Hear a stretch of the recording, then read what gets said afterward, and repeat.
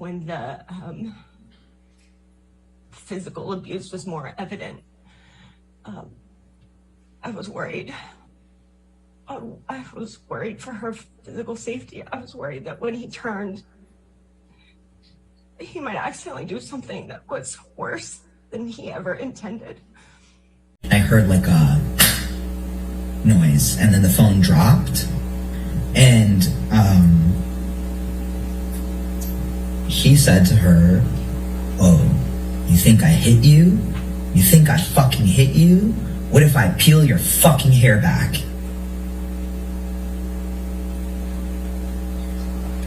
And then I heard the phone drop again, and then I heard her scream. I remember her screaming.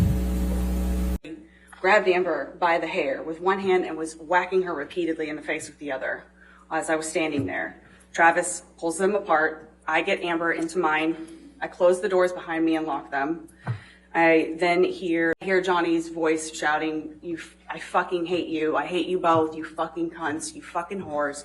And I hear crashing. I hear crashing and banging and smashing, and he starts screaming like an animal. As I remember, he said, "Open this fucking door, get me in here." And he came in, caught eyes with me right away, and beeline for me, screaming, cursing, spitting in my face. I walked calmly to leave. He stayed and followed with me, walking, pacing, screaming, cursing, spitting in my face, and I left calmly. At that point, Liz was still in the apartment, and the last look I saw of her is that she bolted around the corner and went upstairs to hide from him. He charged towards me, and I was scared. I ran past him.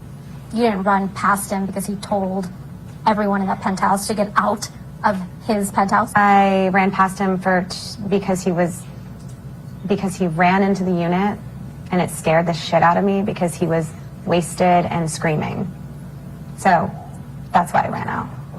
If there's a grown-ass man coming at you and saying, "Get your bitch out of here," and swaying a Magnum-sized bottle of wine, I'm sure, I don't know what anyone do. I can't say what anyone do, but I ran out. I remember one time in particular when she was living at the Eastern Columbia that we went downstairs to get a slice of pizza. I think there were 4 of us, and Amber gave a homeless kid down there some money, and we helped him get to the bus stop, and we came back up, and Johnny yelled at her about going out, and that she knew better than to be going out at night and that kind of thing.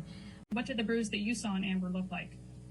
I mean, it looked similar to that, but it didn't look like it looked like a grab, not a punch. Like just somebody grabbed her arm. Somewhere around the time she got the injury, I know she came in person to show me. Somewhere in the period while she still had injuries, she showed me photos, but she also came in and showed me in person. And what did she show you in person? Bruising on her face. Did you ever see any injuries on Miss Heard when she was in Australia? Yes. Client told RN about argument with husband. RN offered emotional support, but reminded client that RN could not stay as was on duty with another client and was only visiting in order to deliver medication. She had not had contact with husband since altercation. Client had visible bright red blood appearing at center of lower lip.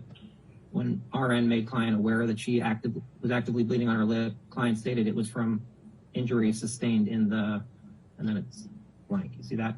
And then we can keep going down in the argument between her and her husband, and that it continues to bleed actively. You wrote that? Yes.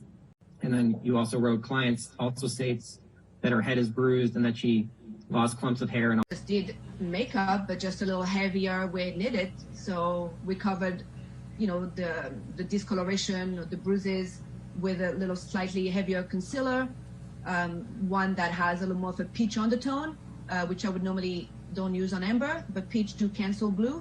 So I did that under the eyes, and although Amber always, has a red lip, is one of the signature look, I remember clearly talking that we had no other option that night, but then to use a red blood, like a really red lipstick to, make sure we could cover up the injuries on the lip.